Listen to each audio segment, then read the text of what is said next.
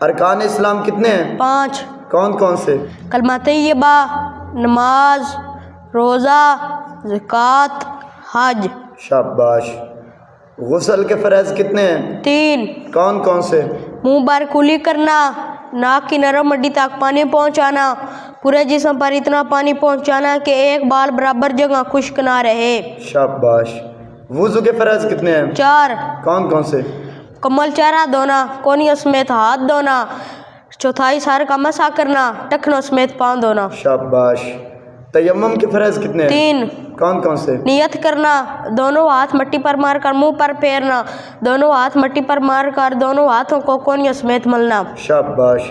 نماز کے فرائض کتنے ہیں؟ 13۔ باہر کے کتنے ہیں؟ 7۔ اندر کے؟ 6۔ ترتیب سے سنائیں۔ جگہ کا پاک ہونا، بدن کا پاک ہونا، کپڑوں کا پاک ہونا، سطر کا چھپانا، نماز کا وقت ہونا، قبلہ رخ ہونا، نیت کرنا، تکبیر تحریمہ کہنا، قیام کرنا، قرات کرنا، رکوع کرنا، دونوں سجدے کرنا، آخری اتحیات پہ بیٹھنا۔ ماشاءاللہ۔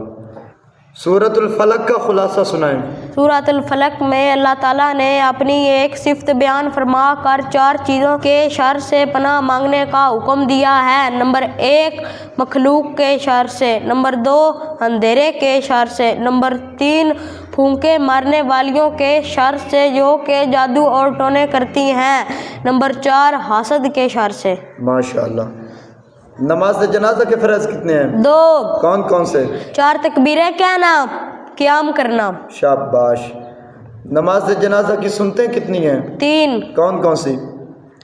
ثنا پڑھنا، نبی کریم صلی اللہ علیہ وآلہ وسلم پر درود شریف پڑھنا، میت کے لیے دعا کرنا۔ شاباش۔ ماشاءاللہ۔ بہت اسلام میں استاذ کا کردار نرالا، استاذ زمانے میں ہے پر نور اجالا۔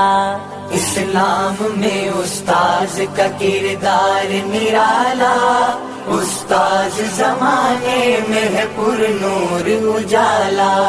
اسلام میں استاذ کا کردار نرالا، استاذ زمانے میں ہے پر نور اجالا۔